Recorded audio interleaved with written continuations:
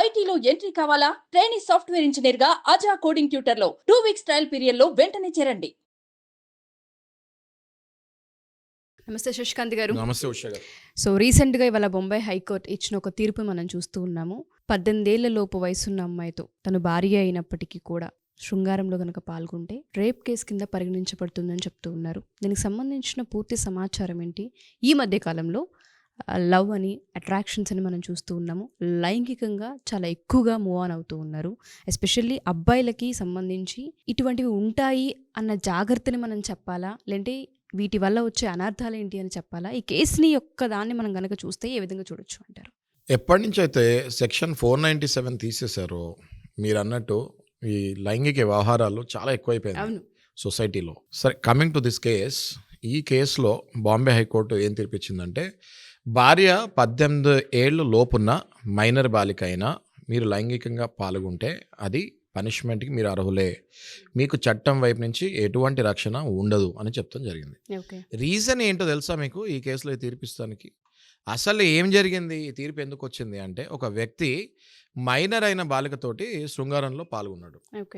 ఈ అమ్మాయి ఎక్కడ కేసు వేస్తుందా అని చెప్పి భయపడి ఈ అమ్మాయిని పెళ్లి చేసేసుకున్నాడు. సో ఇప్పుడు పెళ్లి చేసుకుంటే ఇక భార్య కదా, కాబట్టి పెళ్లికి ముందు చేసిన తప్పు కవర్ అయిపోద్ది కదా అని అనుకున్నాడు. కానీ ఆ తర్వాత ఈ అబ్బాయి మళ్ళీ ఆ అమ్మాయిని యథావిధిగా తాగొచ్చి కొడతాము, తిడతాము, harassment, domestic violence act start చేస్తాడు. ఇది భరించలేక ఆమె ఒక మంచి అడ్వకేట్ని అప్రోచ్ అవుతే, ఆ అడ్వకేట్ ఈమె స్టోరీ అంతా అయిన తర్వాత అర్థం చేసుకుంది ఏంటి అంటే, ఇది కావాలని ఇష్టపడి పెళ్లి చేసుకున్నది కాదు, కేవలం కేసు నుంచి, పోక్సో చట్టం నుంచి తప్పించుకుంటానికే ఈయన పెళ్లి చేసుకున్నాడు అన్నది ఆ అడ్వకేట్కి అర్థమై, అమ్మ నువ్వు మోసపోయావు, వెంటనే వెళ్ళి ఆయన మీద రేప్ కేసు వేసేసేయి అని చెప్తాం జరిగింది. దాంతో ఈ అమ్మాయి వచ్చి ఇంత పెళ్లికి ముందు జరిగిన ఘటన చెప్తాం జరిగింది. దాంతో ఇది పోక్సో కిందకి పడింది. ఈయనకి 10 ఏళ్ళు శిక్ష కూడా పడింది. ఈయన జీవితం సంకనాకిపోయినట్లే. ఎందుకంటే ఎవరైనా కూడా అమ్మాయిల శీలాలతోటి ఆడుకుంటే, ఇప్పుడు వచ్చిన చట్టాలు మనం చూసుకుంటే 100% వాళ్ళ జీవితం సంకనాకిపోతాం, గ్యారంటీ.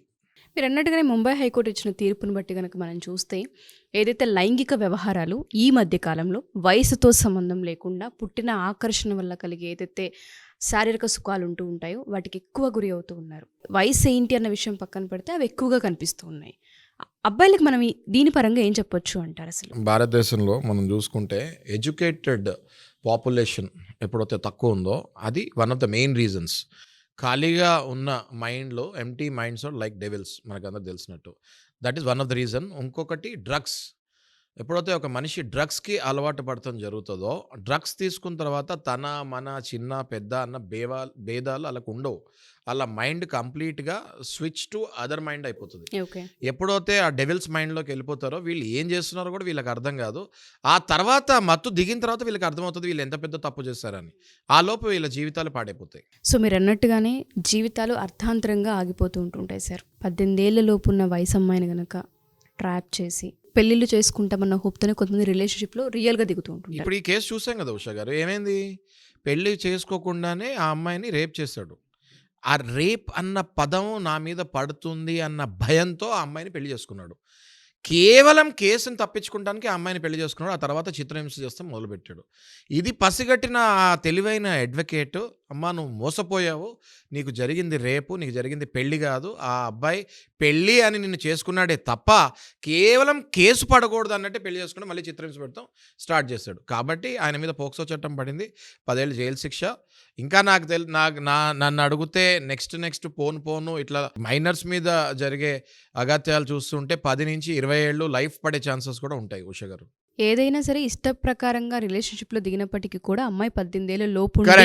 కరెక్ట్. ఇష్ట ప్రకారంగా దిగిన 18 ఏళ్ళు లోపు అమ్మాయిని ఎవడైనా టచ్ చేశాడు అంటే వాడి పని అవుట్. సో అది ఎక్కడికైనా దారి తీయొచ్చు. 100% అండి. రేప్ కేసు కింద పరిగణించబడుతూ ఉంటుంది. That is what the rule says. ఇద్దరికి మ్యూచువల్ అండర్స్టాండింగ్తోనే వెళ్తూ ఉంటుంటారు కదా శశికాంత్ గారు, అదేమి చూడదా కోర్టు? చూడదండి, చూడదు. 18 ఏళ్ళు లోపున్న బాలికలు, మైనర్స్, వాళ్ళకి ఇష్టం ఉండి మీరు ఎంటర్ అయినా, వాళ్ళకి ఇష్టం లేకుండా మీరు ఎంటర్ అయినా అది రేపు కిందకే పరిగణించబడుతుంది. సో ఈ కేసులో కనుక మనం చూస్తే ఆకొచ్చి ముళ్ళ మీద పడ్డ, ముళ్ళొచ్చి ఆకు మీద పడ్డ ఆకే చిరుగుతుంది అన్నట్టు అబ్బాయిల జీవితాలే స్పాయిల్ అవుతూ ఉన్నాయి ఏ విధంగా మనం చూసినా. సో నేను ఎప్పుడు కూడా అదే చెప్తూ ఉంటాను, చిన్నపిల్లల జోకి వెళ్ళకండి నారాయణ మీరు. ఎందుకంటే మీకు అర్థం అవ్వట్లేదు. మీ లైఫ్‌లో ఏమైపోతాయో ఆ ఒక్క క్షణం మీరు ఏదో మర్చిపోయి వెళ్ళిపోతున్నారు గానీ, ఆ తర్వాత మీ జీవితం మొత్తం నాశనం అయిపోతుందనేది అర్థం చేసుకోవట్లేదు. ఈళ్ళు అది అర్థం చేసుకునే లోపు ఈళ్ళు జైల్‌లో ఉంటారు. కెరియర్ అంతా పోతుంది కదా కెరియరా శశికాంత్ పాడా గారు. ఇంక వీళ్ళ లైఫ్ ఇంక మచ్చ పడిపోదు వాళ్ళ లైఫ్ మీద రేపిస్ట్ అని. దయచేసి అర్థం చేసుకోండి. ఇప్పుడు చట్టాలు చాలా స్ట్రిక్ట్‌గా ఉన్నాయి. ఇంతకు ముందు కూడా జరిగేవి ఉషా గారు. అయితే ఈ అమ్మాయిలకి ఎక్కడికెళ్ళి చెప్పాలో తెలియట్లేదు. ఇప్పుడు మనలాంటోళ్ళ ఇంటర్వ్యూస్ వల్ల, డైలీ అవేర్‌నెస్ వల్ల ఆళ్ళకి అర్థమైపోతుంది గదా! కొన్ని లక్షల మంది చూస్తున్నారు గదా! సో, దయచేసి ఈ అబ్బాయిలకి నేను చెప్పేది ఏంటి అంటే, మీరు తప్పుదారిలో ఎళ్ళకండి. మీరు ఇట్లాంటి పిచ్చి పనులు చేసి మీ జీవితాలు నాశనం చేసుకోకండి అని చెప్తున్నాను. మగపిల్లలు కనుక ఈ వీడియో కనుక చూస్తే, మగపిల్లల పేరెంట్స్ కనుక ఈ వీడియోలు చూసినా, లవ్ మ్యారేజెస్ అనేది కామన్. బట్ వాళ్ళకి మనం గనక ఏదైనా చెప్పదలిస్తే, ఏదన్నా ముందుగా మనము సూచికగా చెప్పాల్సి వస్తే, కెరియర్ వైజ్గా దెబ్బ పడుతుంది, కొన్ని విషయాలలో మీరు ఎంటర్ అవ్వకూడదు అన్న వార్న్స్ అని కనుక మనం ఇవ్వాలి అనుకుంటే, కెరియర్ పరంగా 18 లోపు ఉన్న అమ్మాయిలతో అసలు ఎటువంటి సత్సంబంధాలు మెయింటైన్ చేయాలి అంటారు మగపిల్లలు? మనం ఏదైనా సజెషన్ ఇవ్వచ్చా వాళ్ళకి, ఒకవేళ లవ్లో ఉన్నప్పటికీ? తప్పకుండా. లవ్‌లో ఉన్నప్పటికీ 18 ఏళ్ల వరకు ఆ అమ్మాయితోటి శారీరకంగా ఎటువంటి యాక్టివిటీలో పార్టిసిపేట్ చేయకూడదు. అది ఆ అబ్బాయికి క్షేమం గాదు. ఆ అమ్మాయి ఒకవేళ తెలియకుండా ఇన్వాల్వ్ అయినా గూడా, ఆ తర్వాత నీకు ఆ అమ్మాయికి విభేదాలొచ్చాయంటే, ఆ అమ్మాయి గనుక ఎళ్లి వాళ్ళ అమ్మకి చెప్తే, వాళ్ళ అమ్మా, నాన్న కలిసి నీ మీద పోక్సో కేసేస్తాం గ్యారంటీ. ఒక్కసారి నీ మీద పోక్సో కేసు పడింది అంటే, ఆ ముద్ర నువ్వు లైఫ్‌లో తీయలేవు. ఆ తర్వాత నువ్వు ఏ జాబ్‌కెళ్ళినా, ఔట్ ఆఫ్ కంట్రీకి ఎళ్ళాలన్నా, ఎటెళ్ళాలన్నా నీకు వీసాలు రావు. నీకు ఏ జాబు రాదు.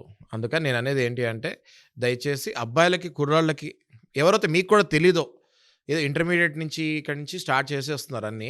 ఎవరైతే మీకు కూడా తెలీదో ఇది ఇనండి, అవేర్‌నెస్ పెంచుకోండి. ఆ తర్వాత మీ అమ్మా, నాన్న ఎంతొచ్చి ఏడ్చినా కూడా పోలీసు వాళ్ళు మిమ్మల్ని వదలరు. కాబట్టి దయచేసి నేను చెప్పేది ఏంటి అంటే, అబ్బాయిలందరికీ కూడా మీరు చదవండి. పోక్సో చట్టం అంటే ఏంటి? పోక్సో యాక్ట్ అంటే ఏంటి? Protection of children from sexual offences 2012 అది చదవండి. గూగుల్‌లో కొట్టండి. POCSO అని కొట్టండి. మొత్తం లైన్‌గా వస్తాయి. అది చదివి ఒళ్ళు దగ్గర పెట్టుకోమని చెప్తున్నాను. ఇంతకు మించి మనం కూడా చెప్పడానికి ఏం లేదు సార్. ఎస్పెషల్లీ పేరెంట్స్ చట్టాలపైన అవేర్నెస్ని కలిగి ఉండాలి. ఇవాళ రేపు ఆడపిల్లలకి మాత్రమే జాగ్రత్తలు చెప్పి పెంచాలన్న రూల్ ఎక్కడా లేదు. మగపిల్లలకి కూడా జాగ్రత్తలు పెంచి ఒళ్ళు దగ్గర పెట్టుకొని పెరగాల్సిన అవసరం ఉందన్న బాధ్యతని మీరు ఎప్పుడైతే నేర్పిస్తూ ఉంటుంటారో, చాలా విషయాల్లో అవేర్నెస్ని కలిగి ఉంటూ ఉంటారు. సో దయచేసి ఇటువంటి కేసులు మనకి బయట విన్నప్పుడైనా, చూసినప్పుడైనా, లేదా చదివినప్పుడైనా సరే కొంత అవేర్నెస్ని అండ్ దాంతోపాటు జాగ్రత్తను తీసుకోవాలనేది మా ఈ ఉద్దేశం.